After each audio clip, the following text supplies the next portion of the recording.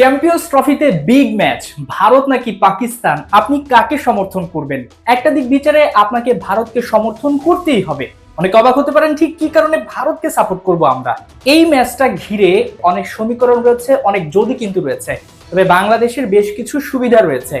যদি ভারতের কাছে পাকিস্তান হারে কি কি সুযোগ সুবিধা বাংলাদেশের সামনে রয়েছে সেদিকটা নিয়ে আলোচনা করব। তবে তার আগে ভারত এবং পাকিস্তানের হেড টু হেড পরিসংখ্যানটা আপনাদের বলে নিতে চাই। 2017 চ্যাম্পিয়ন্স ট্রফিতে ভারত পাকিস্তানের কাছে হারের পর এখন পর্যন্ত মোট 6 বার দুই দলে দেখা হয়েছে, যেখানে 5 বারই জিতে নিয়েছে রোহিত শর্মার দল এবং বরাবরই সেগুলো হয়েছে আইসিসি ইভেন্ট, কারণ অনেক বছর ধরেই এই দুই দলের মধ্যে দ্বিপাক্ষিক সিরিজ অনুষ্ঠিত হয় না। এবার আসেন ম্যাচটি যেহেতু দুবাইতে অর্থাৎ পাকিস্তানে নয়, সেক্ষেত্রে পরিসংখ্যান কি বলছে। 2018 থেকে 2025 সাল এই দুবাইতে ভারত এবং পাকিস্তান দুবার মুখোমুখি হয়েছে এবং সেটি হচ্ছে এশিয়া কাপ। 2018 এশিয়া কাপে দুবারই ভারতের কাছে নাস্তানাবুদ হয়েছে পাকিস্তান। সব দিক বিচারে নিশ্চিতভাবে ভারত এগিয়ে থাকবে এবং ভারতের এগিয়ে থাকা বাংলাদেশের জন্য একটা প্লাস পয়েন্ট আপনি বলতে পারেন। ঠিক এই মুহূর্তে ভারতকে কেন বাংলাদেশের সাপোর্ট করতে হবে, আসেন এবার এ বিষয়ে কথা বলি। এখন যদি আমরা গ্রুপ এর অবস্থানগুলো বলি, সবার উপরে রয়েছে নিউজিল্যান্ড, তারপরে ভারত, তারপরে বাংলাদেশ এবং তারপরে রয়েছে পাকিস্তান। সবাই একটি করে ম্যাচ খেলেছে এবং সবারই অবস্থান আমরা জেনে নিলাম।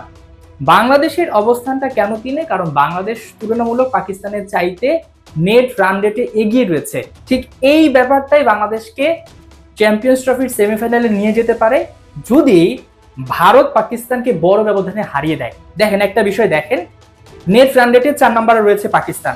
যদি আগামীকালের ম্যাচে পাকিস্তান বড় ব্যবধানে ভারতের কাছে হেরে যায়, তাহলে টেবিলের ঠিক তলানিতে অবস্থান করবে পাকিস্তান।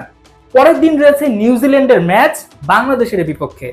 সেই ম্যাচটি যদি বাংলাদেশ জেতে, তাহলে কিন্তু কঠিন একটা সমীকরণ তৈরি হয়ে যাবে। এখন বলতে পারেন নিউজিল্যান্ডকে কি হারানো সম্ভব? অসম্ভব বলতে কিছু নাই। নিউজিল্যান্ডকে বাংলাদেশ হারিয়ে দিল রাওয়ালপিন্ডিতে, কারণ এই রাওয়ালপিন্ডিতে বাংলাদেশের অনেক সুখস্মৃতি রয়েছে। অতীত পরিসংখ্যানের দিকে বলছি। ভারত যখন পাকিস্তানকে হারিয়ে দিল, বাংলাদেশ যখন নিউজিল্যান্ডকে হারিয়ে দিল, তখন হবে কি প্রত্যেকের দুটো করে ম্যাচ হয়ে যাবে এবং সেক্ষেত্রে ভারতের অবস্থানটা উঠে যাবে পয়েন্ট টেবিলের শীর্ষে। পরের অবস্থান যদি নেট রান রেট বাংলাদেশের ভালো থাকে, বাংলাদেশ চলে যাবে দ্বিতীয়তে। তৃতীয় অবস্থানে থাকবে নিউজিল্যান্ড এবং সবশেষ অবস্থানে পাকিস্তান। এরপরে বাংলাদেশের সবশেষ ম্যাচ রয়েছে 27 ফেব্রুয়ারি পাকিস্তানের বিপক্ষে ঠিক রাওয়ালপিন্ডিতে। পাকিস্তানকে যদি সেই ম্যাচে বাংলাদেশ হারিয়ে দেয়, তাহলে তো পাকিস্তান নিশ্চিতভাবে বাদ। আর সবার শেষে ম্যাচটি থাকে নিউজিল্যান্ড এবং ভারতের। সেই ম্যাচে যদি নিউজিল্যান্ডকে ভারত হারিয়ে দেয়, অসম্ভব বলতে কিছু নেই, কারণ এই মুহূর্তে ভারতের যে শক্তি এবং নিউজিল্যান্ডের যে শক্তি, আমরা যদি ক্রিকেট শক্তি সামর্থ্য বিচার করি, দুই দলই প্রায় সমান সমান। তবে ভারত যেহেতু টানা ম্যাচ খেলছে এবং ভারতের যে ব্যাটিং অর্ডার সবকিছু মিলে অলরাউন্ডার হিসাব করি কিংবা বোলার হিসাব করি, স্পিনার হিসাব করি, সব দিক থেকে ভারতকে আমি অবশ্যই এগিয়ে রাখবো। ভারত যদি নিউজিল্যান্ডকে হারিয়ে দেয়, তাহলে বাংলাদেশের পথ একেবারেই পরিষ্কার হয়ে যাবে। তবে অনেক যদি কিন্তু সমীকরণ রয়েছে। বাংলাদেশকে নিউজিল্যান্ডের বিপক্ষে জিততে হবে, একই সাথে আগামীকালের যে high voltage match, big match, এই ম্যাচে বাংলাদেশের দর্শকরা অবশ্যই পাকিস্তান নয় ঠিক ভারতের সাপোর্ট করবে। এই জন্যই যে নেট রান রেটের যে দিকটা রয়েছে, যদি পাকিস্তানকে হারিয়ে দেওয়া হয়, তাহলে বাংলাদেশের যে পথ সেটা অনেকটা ক্লিয়ার হয়ে যাবে। আর যদি ভারত পাকিস্তানের বিপক্ষে হেরে যায়, তাহলে কিন্তু বাংলাদেশের সামনে কঠিন চ্যালেঞ্জ রয়েছে।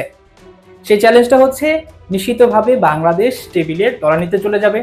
যেহেতু পাকিস্তান 2 ম্যাচের একটিতে জয় পেয়েছে, ধরে নিলাম ভারতকে হারিয়ে দিল, সেক্ষেত্রে একটি ম্যাচে জয় পেয়েছে এবং সেক্ষেত্রে পাকিস্তান চলে যাবে টেবিলের 3-এ অথবা 2-এ, কারণ ভারত 2টি ম্যাচ খেলেছে, পাকিস্তানও 2টি ম্যাচ খেলেছে। সেক্ষেত্রে পাকিস্তান যদি ভারতকে বড় ব্যবধানে হারাতে পারে, তাহলে ভারত হয়তো বা 3-এ চলে যাবে, পাকিস্তান চলে যাবে 2-এ, আর বাংলাদেশ টেবিলের তলানিতে। সেক্ষেত্রে বাংলাদেশের সামনে কঠিন একটা অবস্থা হয়ে দাঁড়াবে। বাংলাদেশকে শুধু আগামী 2টি ম্যাচ জিততেই হবে না, সেগুলো বড় ব্যবধানে হারাতে হবে প্রতিপক্ষকে। তাই এই ম্যাচে আপনি নিশ্চিতভাবেই অপেক্ষা করবেন ভারতের জয়ের জন্য। এই জয় বাংলাদেশের জন্য কিছুটা সুবিধা বয়ে আনবে। সেই সুবিধাটা আপনাদের বিশ্লেষণ করলাম। আশা করছি ভারত পাকিস্তানকে হারিয়ে দিবে, পাকিস্তানের সামনে ঝুলে থাকা অবস্থা তৈরি হবে। একটা ম্যাচই থাকবে, সেটা বাংলাদেশের বিপক্ষে 27 ফেব্রুয়ারি। সেই ম্যাচ যদি বাংলাদেশ ওদেরকে হারিয়ে দিতে পারে, নিশ্চিতভাবে ধরে নেন পাকিস্তান তো বাদ। আর এই যেমনটা বলছিলাম, নিউজিল্যান্ডের বিপক্ষে বাংলাদেশকে জিততে হবে, এবং সেটা যদি একটু বড় ব্যবধানে জিততে পারে তাহলে নেট রানটা এগিয়ে থাকবে। আর একেবারে সবশেষ যে ম্যাচটা এই গ্রুপে সেটা হচ্ছে নিউজিল্যান্ড এবং ভারতের। সেই ম্যাচে যদি ভারত নিউজিল্যান্ডকে হারিয়ে দেয় তাহলে চ্যাম্পিয়ন্স ট্রফির সেমিফাইনাল খেলাটা কি অসম্ভব কিছু? তবে দিন শেষে বাংলাদেশকে ভালো ক্রিকেট খেলতে হবে, সব সমীকরণের দিকে না তাকিয়ে বাংলাদেশকে এমন একটা অবস্থা তৈরি করতে হবে যাতে অন্য দলগুলো বাংলাদেশের দিকে তাকিয়ে থাকে।